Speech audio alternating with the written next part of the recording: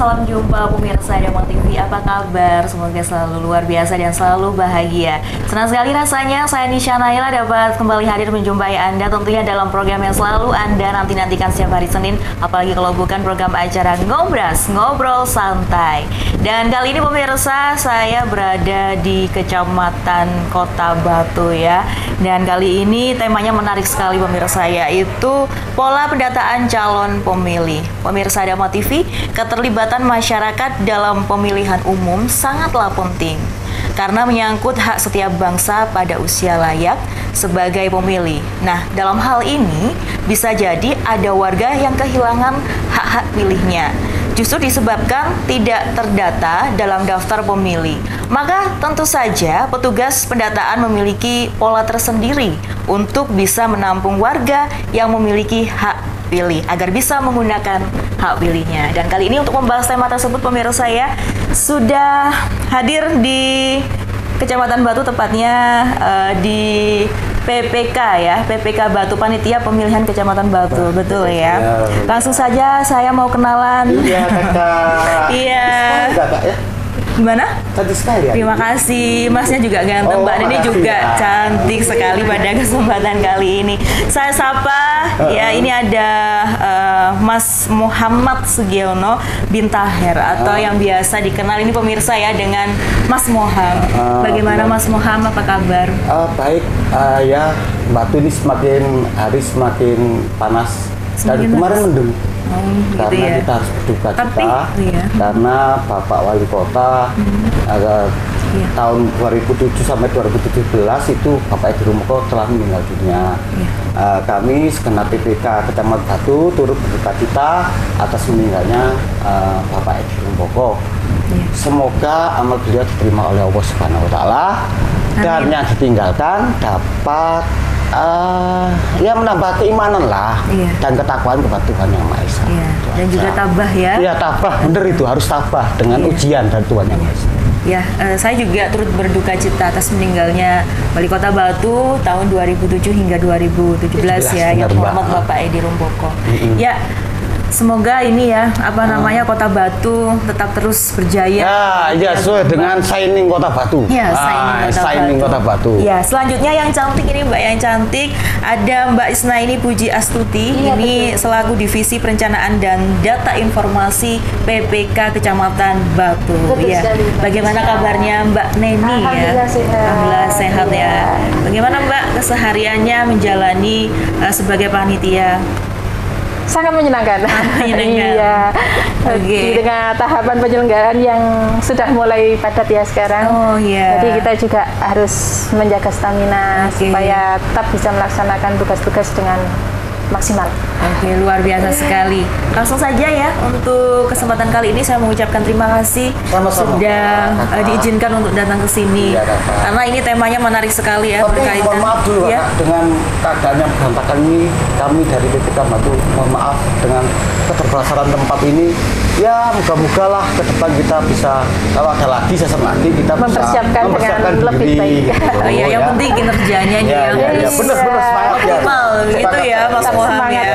Ya Mas Moham, pada kesempatan kali ini Mas Moham tema kita luar biasa ya, terkait pola pendataan calon pemilih. Pertanyaan saya ini begini, sebelum berbincang tentang pola pendataan, kepanitiaan ini tuh sebenarnya yang menentukan siapa?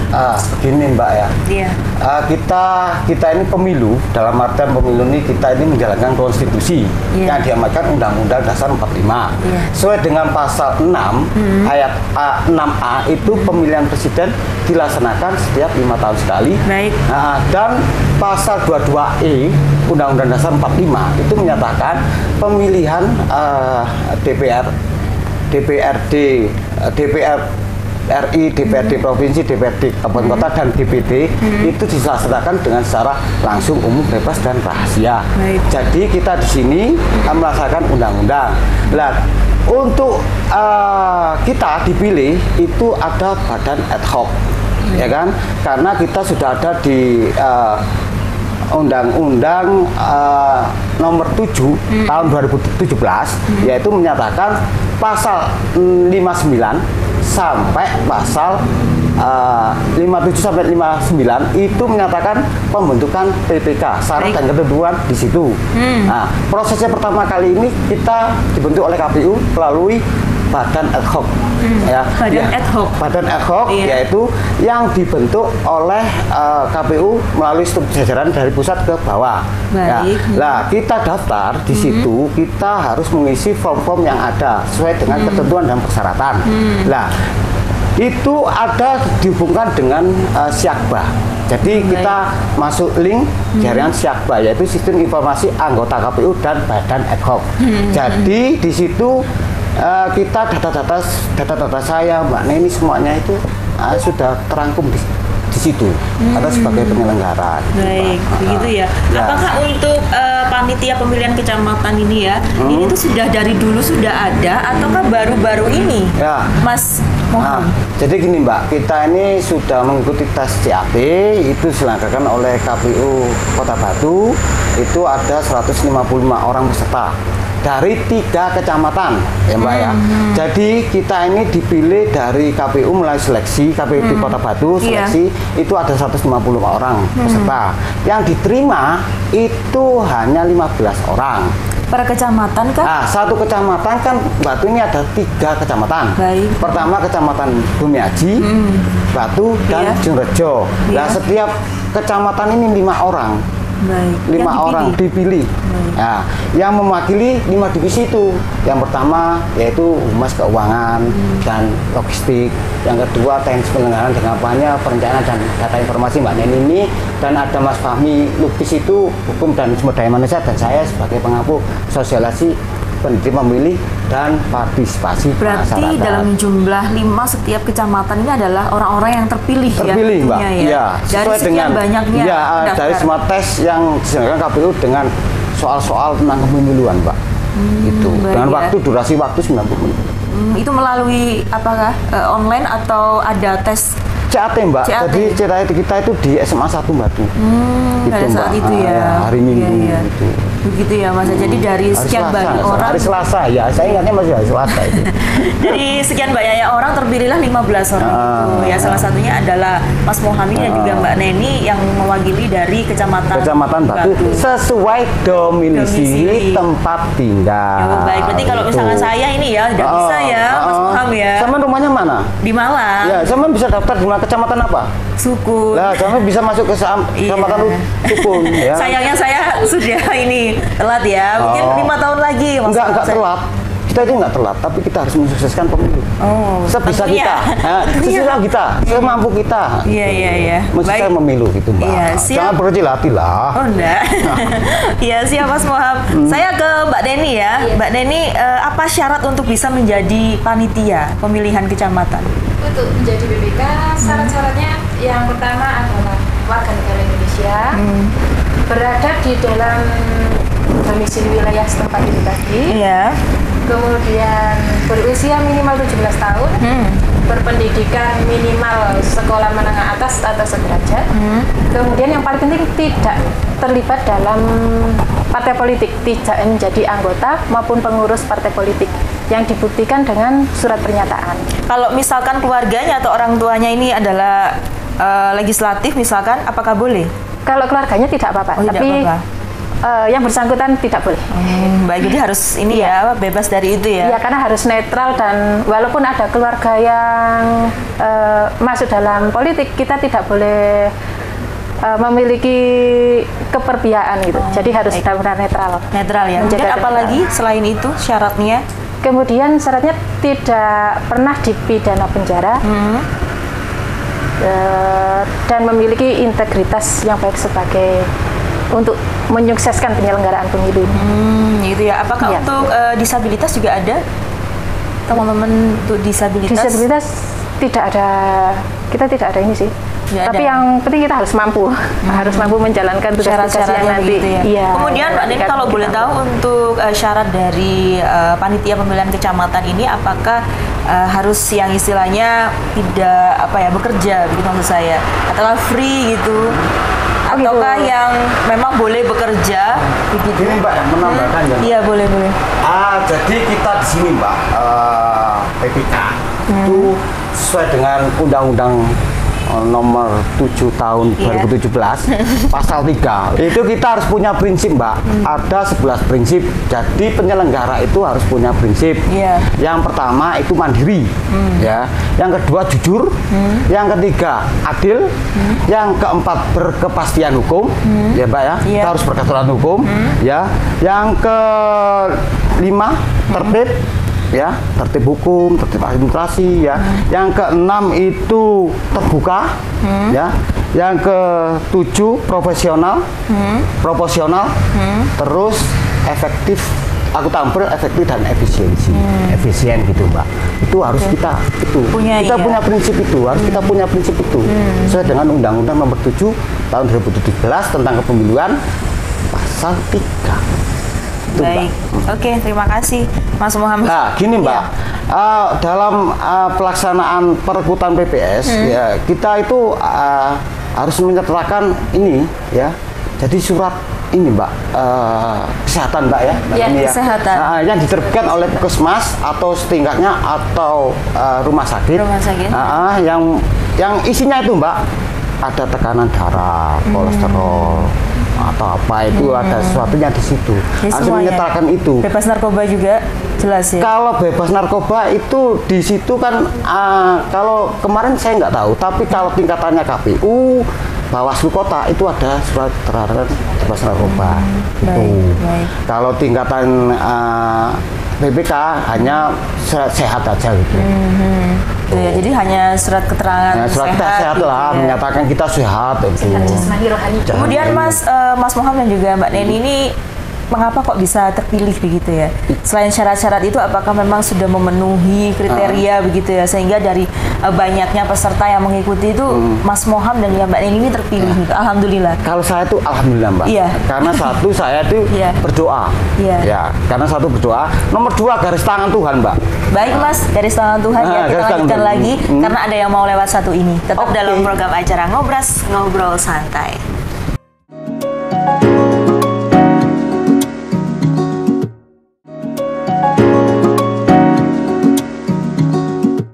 Masih dalam program acara Ngobras Ngobrol Santai bersama saya Nisha Naila, kemudian Mas Muhammad dan juga Mbak Isnaini atau yang biasa dikenal dengan Mbak Neni. Mas Muhammad tadi sempat terjeda, kita langsung saja ya untuk membahas topik karena kita. Ada sesuatu. Sesuatu apa? Ini mohon maaf, sesuatu ada air itu butuh di tengah gurun. Oke, Mas kita lanjutkan lagi Mas Muhammad ya.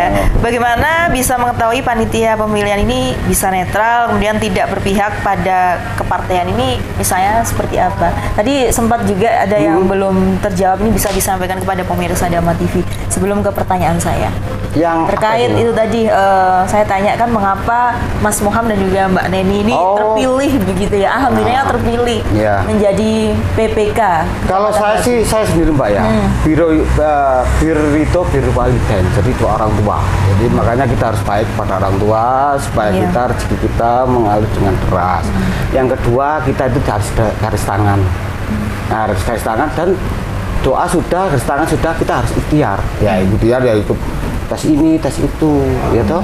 Karena kita ini manusia tanpa kebersihan ini tanpa ada usaha, harus ada usaha.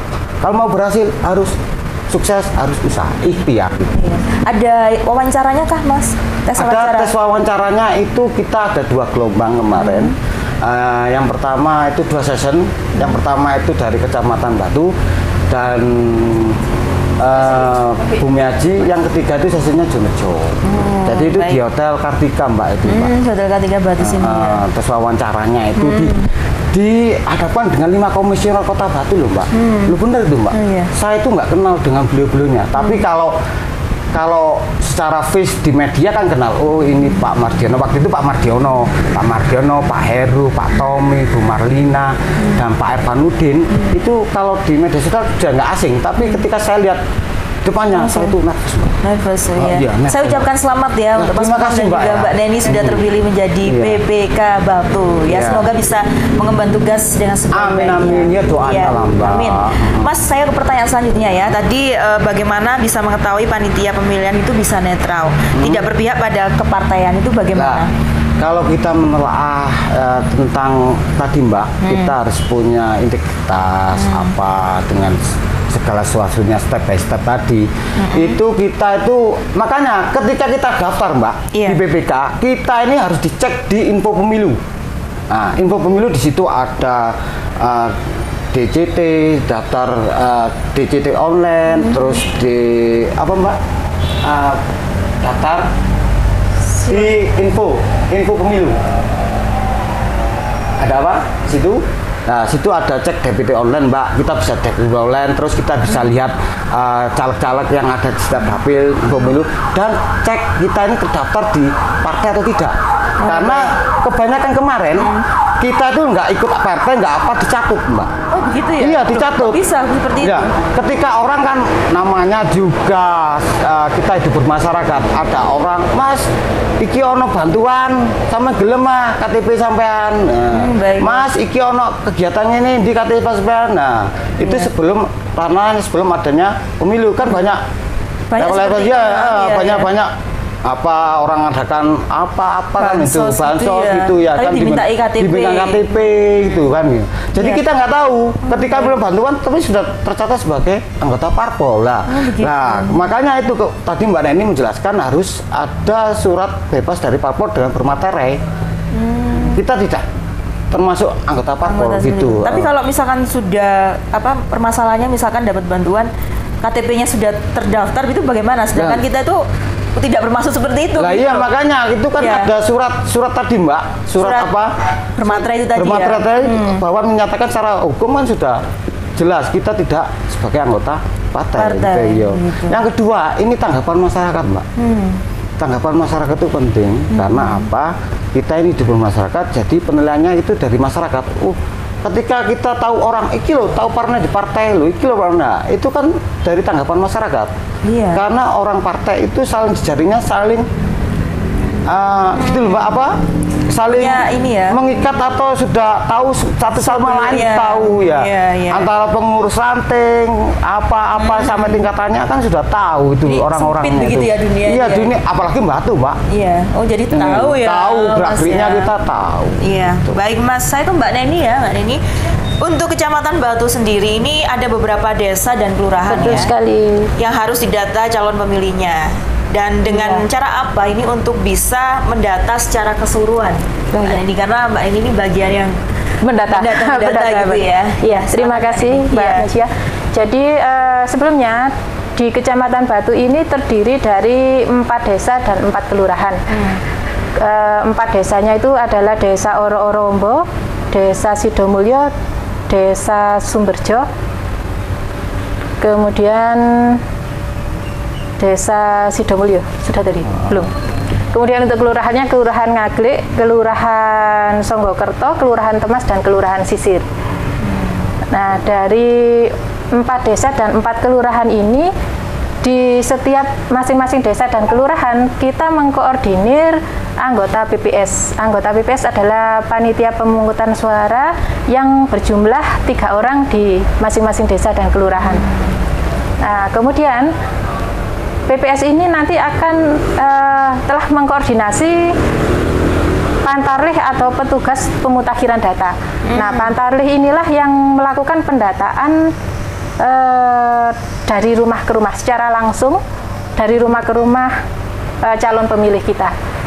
Jadi mendatangi setiap rumah yang sudah terdata di dalam form A daftar pemilih. Jadi awalnya adalah dari KPU menerima data pemilih potensial pemilu atau DP4 itu dari Mendagri. Kemudian data tersebut disinkronisasi dengan data pemilih tetap pada pemilu terakhir. Pemilu sebelumnya yang terakhir. Nah, setelah hasil sinkronisasi tersebut keluar, maka akan diturunkan kepada PPK dan BPS untuk dilakukan verifikasi. Nah, verifikasi tadi akan dilaksanakan secara langsung dari rumah ke rumah oleh petugas pemutakhiran data tadi, Pantarlih tadi. Di Kecamatan Batu ini jumlah Pantarlih kita itu adalah 281 orang. Ya, ada. Masing-masing Pantarlih itu akan bekerja sesuai dengan wilayahnya, cakupan wilayahnya, yaitu di lokasi tempat pemungutan suara masing-masing. Jadi dalam satu TPS itu kita maksimal ada 300 pemilih di situ. Nah, itu nanti diverifikasi oleh satu Pantarlih. Kemudian Pantarlih ini bekerja selama 1 bulan ya Mbak ya? Iya. Waktu itu kita laksanakan mulai tanggal 12 Februari 2023 sampai dengan 14 Maret 2023.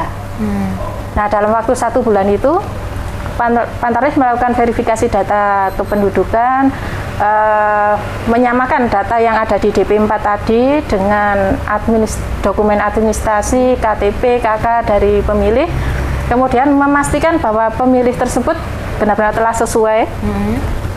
Apabila ternyata tidak memenuhi syarat, misalkan pemilih sudah meninggal atau masuk TNI Polri, maka dilakukan penandaan mana yang masuk TMS, mana yang sudah sesuai, kemudian mana yang ada perbedaan data, misalkan nomor KTP-nya tidak sama atau apa, itu nanti masuk di data ubah.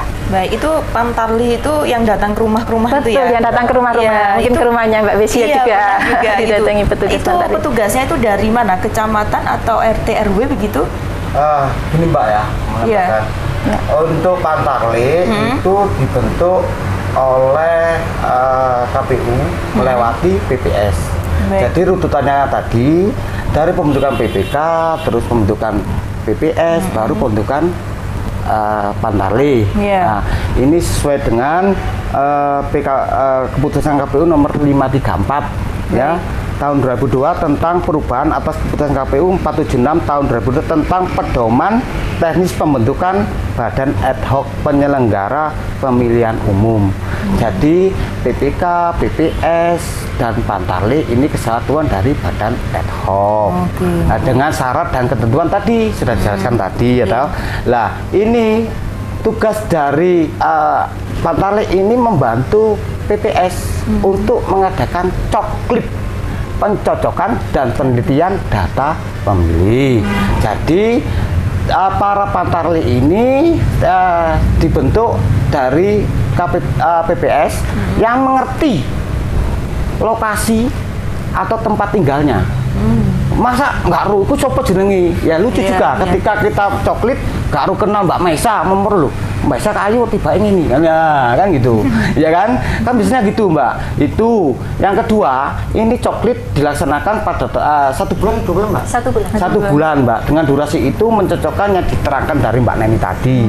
Nah, kebanyakan Pantarlih itu dipilih dari tokoh masyarakat, tokoh masyarakat, tokoh pemuda, terus ibu-ibu yang bergerak di wilayah masing-masing dalam artian sosial, kayak PKK, Dasawisma, tahlilan, apa-apa itu. Itu ya Mas. Iya, karena situ. Pada saat itu saya ke rumah saya datang gitu ya, Pantarlih itu adalah tetangga saya tapi beda kompleks seperti itu. Iya. Saya tanya apakah Pantarlih itu adalah khusus untuk daerah setempat ataukah memang langsung dipilih langsung gitu petugasnya oleh KPU direkrut oleh PPS ya. Jadi ya, gini Mbak, sebelum adanya Pantarlih, kita itu kemarin ada restrukturisasi TPS.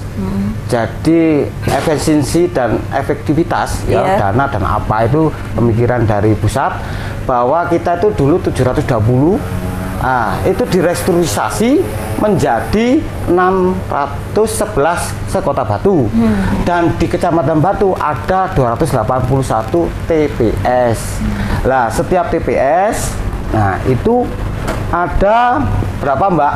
Nah, di Kecamatan Batu ini 281, di Desa Sumberjo itu ada 22 TPS, ya betul. Di Kelurahan Songgokerto ada berapa Mbak? 21. Di Kelurahan Pesanggeran ada 38. Di Kelurahan Ngagli ada 36. Di Desa Sidomulyo 24. Di Kelurahan Sisir ada 60. Di Kelurahan Temas ada 50. Dan di Desa Ororombo ada 31 TPS. Jadi total semuanya ada 281 TPS. Lah, Pantarlih itu ya nanti bertugas di mencocokkan pada nanti diproyeksikan sebagai orang keempat anggota KPPS karena memegang data karena sudah mencocokkan dan penelitian pemilih tadi. Baik Mas, kita akan lanjutkan lagi ya Mas ya. Baik Mas ya, kita lanjutkan lagi setelah yang satu ini. Tetap dalam program acara Ngobras Ngobrol Santai.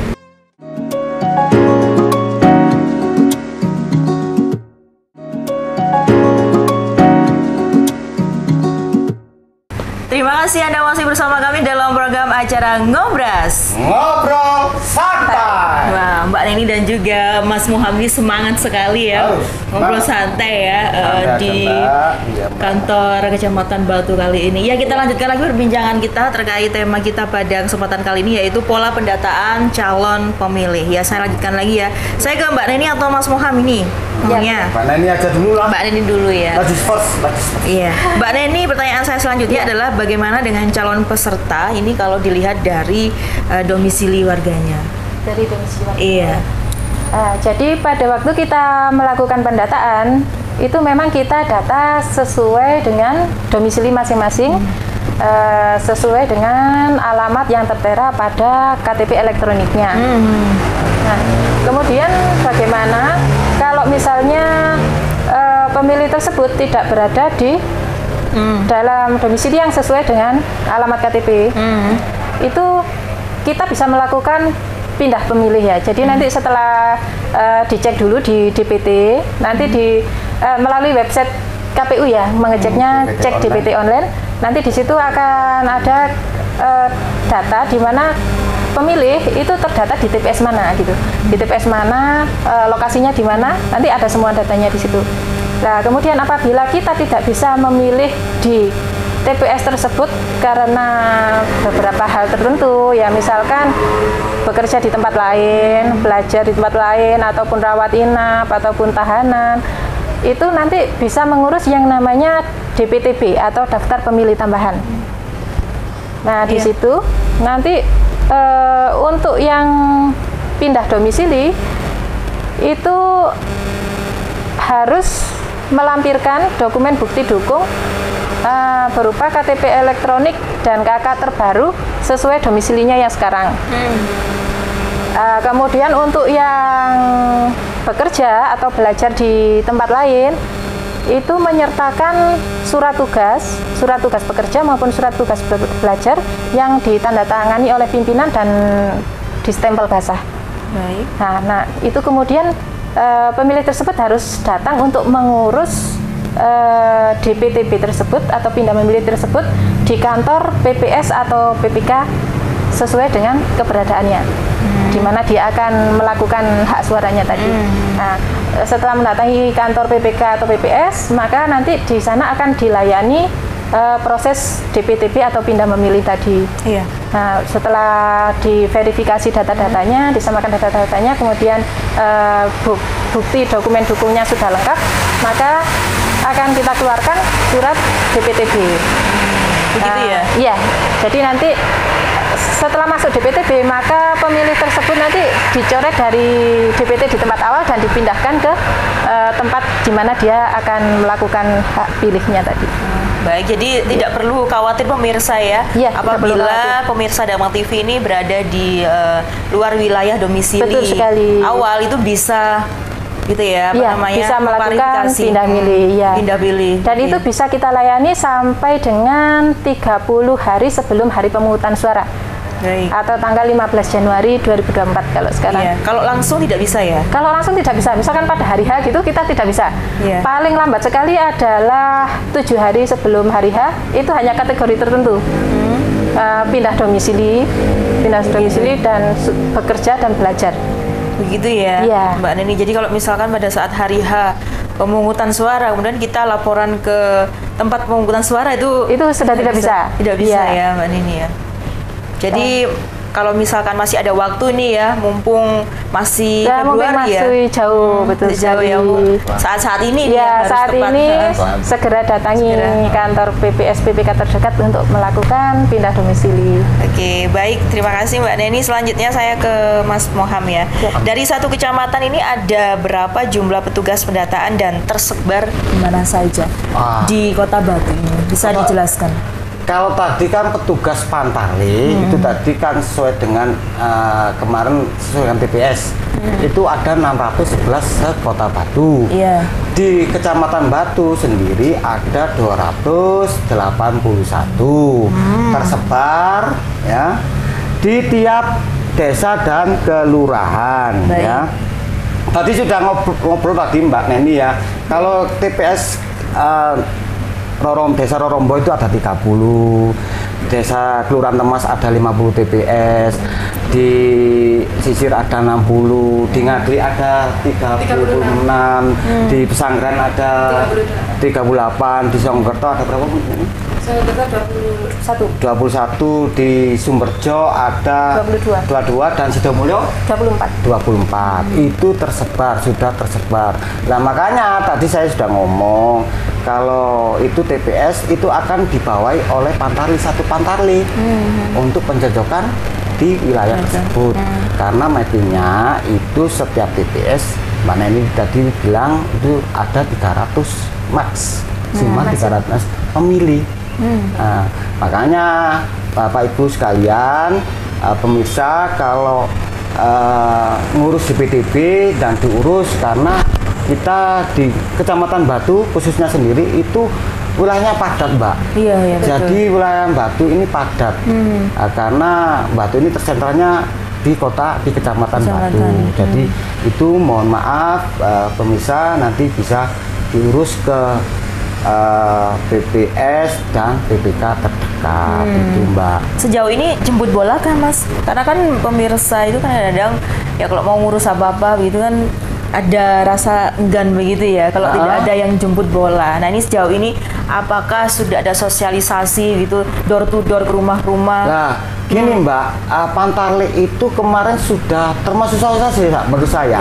Karena apa? Di stiker coklit itu sudah ada datanya, jenengan TPS berapa, coplosnya, terus yang nyoblos berapa, disabilitasnya berapa. Nah itu di situ sudah ada di stiker itu Mbak. Nah jadi ketika sampean tahu kemarin itu Pantarli itu ketika menempelkan harus minta izin dulu. Ini tahu tampilkan di mana lah. Nah, setelah ditulis sebelum ditempelkan mendapatkan surat bahwa sudah didaftar, ada suratnya Mbak, formnya itu. Itu ditandatangani nih seperti Mbaknya ya kan? Didatangi dan Mbaknya tanda tangan. Ditata ini bener Mbak, ini bener nggak nama, alamat, NIK, di sini ada disabilitas, ada apa, ada yang pindah pilih atau sudah pindah domisili kan Pantarli bertanya seperti itu. Jadi ketika sudah itu ditanyakan baru Pantarli menulis di form itu. Dan ditulis di stiker baru ditempelkan. Jadi kalau Bapak Ibu pemirsa pengen tahu lokasinya TPS di mana, lihat aja stiker coklit ditempelkan Pantarli itu ada. TPS berapa gitu. Sudah ada kok itunya. Kemudian untuk panitia ya, PPK dan Pantarli, apakah itu juga boleh memilih begitu? Kalau kan sudah jelas Mbak, kalau kita ini orang yang memilih itu syaratnya sudah berumur 17 tahun. Berarti boleh ya? Meskipun panitia, kemudian meskipun Pantarli sebagai warga negara. Yang kedua, sudah menikah. Ketika kan banyak orang desa atau apa, mohon maaf ya, umurnya 15 sudah nikah. Kan secara nganu kan nggak boleh. Tapi kalau sudah menikah dapat dengan menunjukkan kartu surat nikah. Itu jelas, itu boleh memilih. Ya. Yang ketiga itu yang tidak boleh itu TNI Polri. Ya Mbak ya? TNI Polri. Harus netral. PNS juga ya? ASN? Kalau ASN itu bisa memilih, tidak boleh menunjukkan keberpihakan, netral, netralitas. Jadi itu bisa digarisbawahi ya, jadi bahwa TNI Polri yang tidak boleh, kemudian kalau ASN boleh tapi tidak boleh menunjukkan keberpihakan. Yang tahu harus tahu Mbak, ketika ada tetangganya meninggal dunia, ini harus dibubuhkan surat dari pemangku wilayah, karena orang ini benar-benar meninggal. Karena apa? Kedepannya ini pemilu ini datanya ini jelas. Oh, bisa dicoret nanti, yang mencoret nanti bisa dari PPS dan BPK, nanti diteruskan ke KPU. Karena orang mati kan, meninggal kan kita nggak tahu, Mbak. Iya. Dia sudah terdaftar di data pemilih, tapi meninggal kan hak pilihnya sudah nggak ada, makanya nanti betul. Gitu. Harus. Jadi pemirsa, saya mohon nanti kalau ada keluarganya meninggal bisa melaporkan ke kelurahan atau dari RT RW kelurahan, nanti dilaporkan ke PPS terdekat di wilayahnya masing-masing. Terima kasih Mas untuk sosialisasi dan juga informasinya yang bermanfaat ini untuk pemirsa Dharma TV ya. Jadi apabila misalkan anggota keluarganya ada yang memang meninggal begitu ya, segera lapor ya, Mas Moham ya. Jangan ditunda-tunda ya Mas ya. Ketika nanti pemilih dipanggil di TPS ini, lu mati, ya lucu toh Mbak. Kok datai sih Anda? Makanya kita harus saling bantu-membantu ini dulu demi menyelesaikan pemilu. Betul ya, gitu Mbak. Kesuksesan pemilu itu ada di tangan rakyat. Tangan rakyat, oleh rakyat, untuk rakyat. Itu demokrasi. Betul sekali, saya setuju. Selanjutnya untuk yang di desa atau kelurahan, jumlah petugas pendataan ini disesuaikan dengan jumlah penduduk atau wilayah. Saya ke Mbak Neni lagi. Disesuaikan dengan apa ini Mbak Neni? Untuk petugas pendataan ya, seperti yang tadi saya sebutkan, jadi Pantarlih atau petugas pendataan ini jumlahnya adalah sesuai dengan jumlah TPS. Baik. Iya, 281 sekecamatan Batu. Itu disesuaikan dengan itu tadi. Jadi setelah dalam satu TPS itu kan dalam satu cakupan wilayah yang maksimal adalah 300 pemilih. Nah, di situ masing-masing ada satu petugas kita, petugas pendataan atau Pantarlih. Nah, itulah nanti jadi jumlahnya nanti akan sejumlah petugas kita. Jadi jumlah TPS sama dengan jumlah petugas kita yang melakukan pendataan. Baik. Gitu ya? Iya, jadi jumlahnya 281 sekecamatan. Oh ya, mohon maaf tadi belum saya sebut desa Pesanggerahan ya. Desa saya sendiri terlupa tadi. Ya, di Desa Pesanggerahan itu misalkan di sana ada 38 TPS. Jadi petugas pendataan kita yang ada di Desa Pesanggerahan tersebut adalah 38 Pantarlih gitu. Begitu ya, Mbak Neni ya. Saya nanti akan juga bertanya ini sejak kapan waktu pendataan itu sudah dilaksanakan. Tapi tunggu dulu ya, karena ada yang mau lewat satu ini. Tetap dalam program acara Ngobras Ngobrol Santai.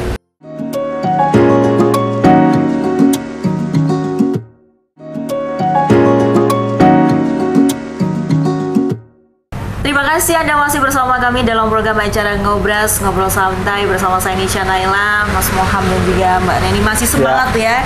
Ini waktunya hampir selesai ya, tapi masih banyak pertanyaan yang saya akan tanyakan dengan Mas Moham dan juga Mbak lewat Neni. SMS bisa, DM Instagram boleh. Lewat boleh Instagram ya? Di PPK Batu bisa, situ ada, bisa di follow. Jadi pemirsa kalau mengetahui kegiatan PPK bisa follow Instagram di PPK Batu 24 atau di TikToknya di PPK Kecamatan Batu, di Facebooknya di Election, dan di Twitternya di PPK_Batu 2024. Iya, jadi misalkan tidak bisa bertanya langsung ke sini, bisa melalui medsos ya. Medsos, DM gitu. Tapi harus follow dulu. Iya, follow dulu ya. Di mana follow-nya? Ya itu ya, PPK Batu, ada juga PPK Kecamatan Batu, ya, Instagramnya, Facebooknya, dan lain sebagainya. Tapi kalau Facebooknya saya janganlah. Ya, jangan. Kenapa? Karena prevented. Oke. Rahasia ya. Rahasia. Baik. Cukup ini aja ya, Instagramnya PPK Batu saja ya, Mas Moham ya. Kalau saya nanti boleh ya follow Mas Moham? Kalau Anbit boleh lah, harus itu. Baik, kita lanjutkan lagi ya Mas ya. Saya ke Mas Moham lagi. Bagaimana cara warga ini bisa mengetahui bahwa namanya itu sudah terdaftar sebagai pemilih gitu? Jadi pemirsa, kalau pengen tahu namanya panjenengan sedoyo bisa terdaftar atau tidak, bisa dibuka di cek dptonline.kpu.id. Tuh. Ya, yang kedua bisa datang aja memastikan diri ke PPS tempat atau PPK itu, Mbak. Jadi itu ya, untuk mengetahui apakah betul-betul sudah terdaftar atau belum, itu melalui, bisa diulangi lagi Mas? Di cek dptonline.kpu.id. Karena semuanya orang punya smartphone. Betul. Ya. Hanya tinggal ketik aja, terus nomor NIK berapa sudah keluar. Sudah keluar ya, dengan satu genggaman saja ya. Dunia dalam satu genggaman, bener itu. Terbukti sekarang. Ya. Oke Mas Moham, selanjutnya saya ke Mbak Neni ya. Kapan tanda bukti pemilih ini sudah bisa diterima oleh calon pemilih? Tanda bukti pemilih. Iya. Oke. Jadi untuk tanda bukti terdaftar sebagai pemilih itu sudah diterimakan setelah selesai proses coklit. Ketika selesai Pak Tarlih mendata dan melakukan pencocokan dan penelitian di masing-masing rumah, di setiap rumah, itu setelah data diverifikasi dan selesai, maka akan mengeluarkan data bukti terdaftar sebagai pemilih sebanyak 2 rangkap. Yang satu akan diserahkan kepada pemilih, yang satu akan dibawa oleh Pantarlih untuk diserahkan kepada PPS. Baik. Nah, itu yang di situ akan tercantum nama-nama pemilih, kemudian ditandatangani oleh kepala keluarga dan Pantarlih. Jadi langsung diberikan saat itu juga setelah selesai dilakukan coklis itu pada rumah tersebut. Kemudian apakah yang sudah diberikan kepada calon pemilih itu nantinya akan dibawa ke tempat TPS atau bagaimana? Tidak. Jadi nanti untuk yang dibawa ke TPS itu nanti akan ada yang namanya surat C pemberitahuan. C pemberitahuan ini nanti akan diserahkan oleh KPPS kita setelah KPPS kita terbentuk nanti ya bulan depan.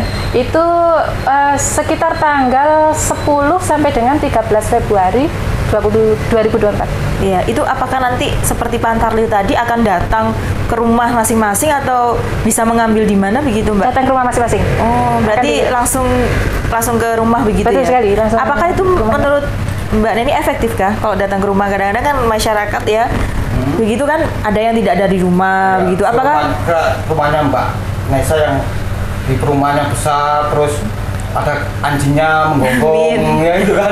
Iya. Itu bagaimana? Apakah efektif seperti itu? Begini Mbak, ini kan efektif, insya Allah efektif karena kita melibatkan di situ nantinya karena apa? KPPS itu terdiri dari tokoh masyarakat, terus tokoh pemuda ya yang ada di wilayahnya masing-masing. Nah, ketika orang didatangi tidak ada, nah, nanti bisa dititipkan di ketuanya. Jadi ketuanya yang bawa. Ketua KPPS yang membawa surat itu. Karena didatangi 2 kali daerahnya nggak ada, dibawa aja. Baik. Nah, dibawa. Ketika nanti dia tidak tahu langsung datang ke TPS langsung diberikan. Baik. Dia diberikan, dia langsung antri. Baik, tapi kan ada pertanyaan dulu. Begitu kan? Pertanyaan kok saya belum dapat gitu ya. Ini bisa menghubungi siapa begitu, Mas? Menghubungi KPPS. Jadi gitu, menghubungi KPPS yang ada di wilayah masing-masing.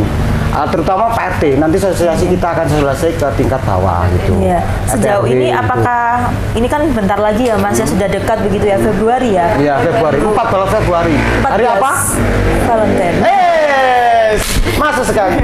Ya biasanya begitu sih anak muda. Anak gitu muda ya. Valentine, kalau tua-tua buat apa Valentine? Ini penting ekonomi, Mbak. Siap. 14 Februari ya, Mas ya. Ini kan sosialisasinya gencar ya, sudah gencar ya. Ya, karena kita tahu sekarang ini 28 November sampai 10 Februari. Iya. Itu masa kampanye.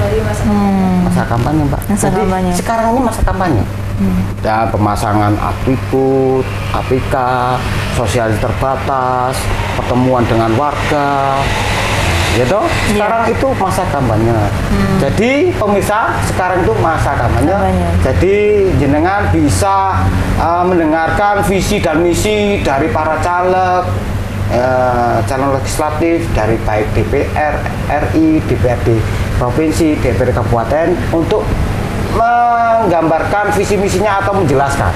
Jadi pemilihan cerdas itu harus tahu visi misinya. Betul. Ini orang ini caleg ini mau kemana?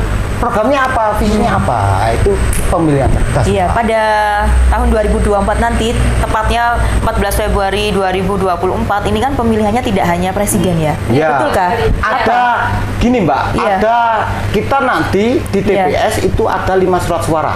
Iya. Ya, itu presiden, DPD, DPR RI, DPD provinsi, dan DPRD kabupaten dan kota. Jadi nanti Bapak Ibu pemilih nanti di TPS nanti dapat 5 suara. Iya. Nah, ada warnanya Mbak nanti. Iya. Itu harus tahu. Oh, jadi ada 5 lembar begitu 5 ya? 5 lembar kertas surat suara. Iya. Kemudian untuk misalkan mau memilih kalau presiden kan sudah jelas ya Mas ya, ada 3 calon begitu. Apakah kalau untuk partai dan lain sebagainya itu sudah gencar sosialisasinya? Ya, padahal ini Februari. Iya. Sampean partai ada berapa?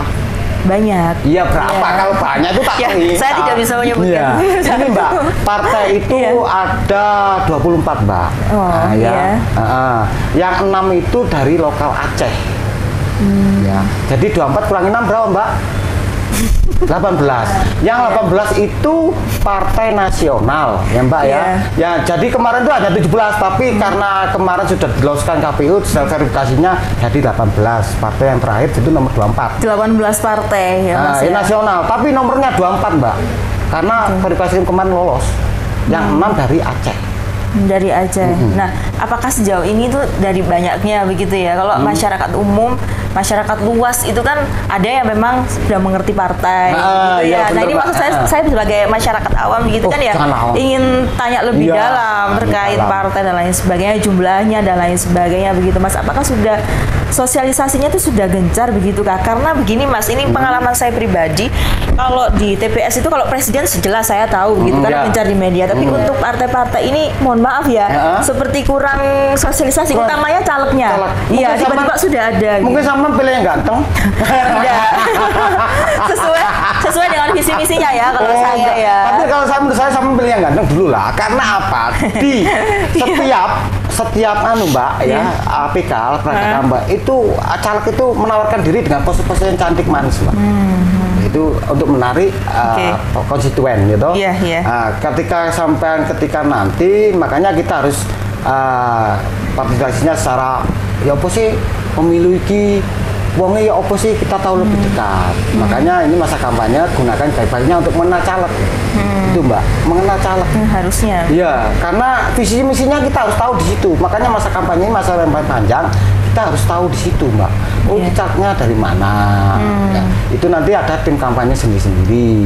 Kita cuma hanya ada surat pemberitahuan, Mas ini partai ini mau kampanye di sini, mesti lewat PPK juga. Ada pemberitahuannya. Lewat pemberitahuan dari yang di legal dari polisi, KPU, terus turun ke kita. Jadi ada pemberitahuannya. Oh partai ini mau di sana. Gitu Mas ya. Terima kasih Mas Cala jadi punya wawasan ya terkait partai-partai yang harus saya pilih begitu ya. Ada 24 ya ternyata ya pemirsa. 24 yang 6 partai lokal Aceh. Jadi yang nasional 18. Oke, baik. Terima kasih ya untuk Mas Moham. Selanjutnya pertanyaan saya terakhir begini Mas. Sampai sekarang ini sejauh apa data yang sudah dikumpulkan oleh panitia pemilihan kecamatan? Sudah sejauh apa? Mas bekerja ini sebagai ini data pemilih tetap. Nah kemarin sudah ditetapkan di KPU ya. Mbak ini yang data Mbak. Iya. Sejauh ini bagaimana? Kita dari tahapan yang tadi ya, dari awal dari mulai dilakukan coklit oleh Pantarlih, kemudian disusun daftar pemilih sementara atau DPS oleh PPS, yang kemudian direkap oleh PPK, kemudian dari PPK akan dicermati oleh KPU dan kemudian diumumkan oleh KPU. Nah, setelah proses DPS ini nanti ada tanggapan masyarakat, masukan dari peserta pemilu maupun dari Bawaslu, yang kemudian hasilnya akan menjadi daftar pemilih sementara hasil perbaikan atau DPSHP. Nah, setelah DPSHP ini, setelah beberapa kali kita lakukan pemutakhiran ya, nanti akan sampai pada tahap DPSHP akhir. Nah, setelah PPK dan BPS melaksanakan pleno DPSHP akhir, maka KPU akan menetapkan DPT. Nah, sekarang ini kita sudah sampai pada tahap penetapan DPT. Oke. Iya. Ya, menambahkan Mbak ya. Iya. DPT sudah didapatkan Mbak sesuai dengan BA ini dari KPU, BA nomor 107 PL.01.2/BA 3579/2023. Itu jumlah DPT Batu itu 164.516. Terdiri laki-laki 81.743 dan perempuan 82.773. Nah, di Kecamatan Batu itu DPT-nya ada 75.536. Iya, luar biasa sekali. Terima kasih Mas Muham dan juga Mbak Neni karena keterbatasan waktu ya, 1 jam itu sebenarnya pertanyaan saya banyak ya. Tapi apabila pemirsa Dama TV ini banyak pertanyaan yang ingin disampaikan kepada KPP Kecamatan Batu, boleh disampaikan melalui media sosial ya, Instagramnya ada di PPK Batu, ada juga Facebooknya, TikToknya, dan Twitter dan lain sebagainya pemirsa. Terima kasih sekali lagi Mas Muham dan juga Mbak Neni ya, semoga bisa sukses nanti ke depannya. Tetap semangat juga. Mbaknya tetap energik ya. Iya, harus. Mungkin boleh menambahkan untuk ini warga yang pemilih yang namanya belum terdaftar di dalam DPT. Boleh ya. Itu nanti bila Anda merasa sebagai pemilih yang sudah memenuhi syarat sebagai pemilih tapi belum terdaftar di dalam DPT, maka bisa mengajukan DPK, yaitu membawa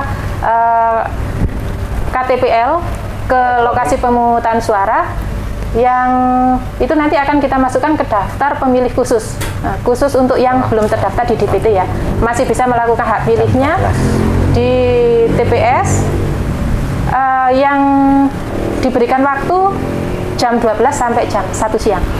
Gitu, Mbak. Ya, terima kasih untuk informasinya. Mbak Deni, sampai jumpa di episode selanjutnya.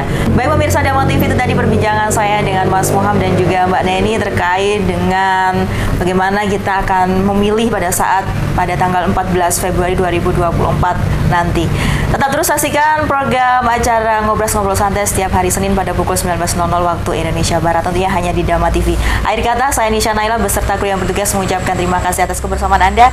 Dama TV, selalu damai di hati. Selamat malam, sampai jumpa.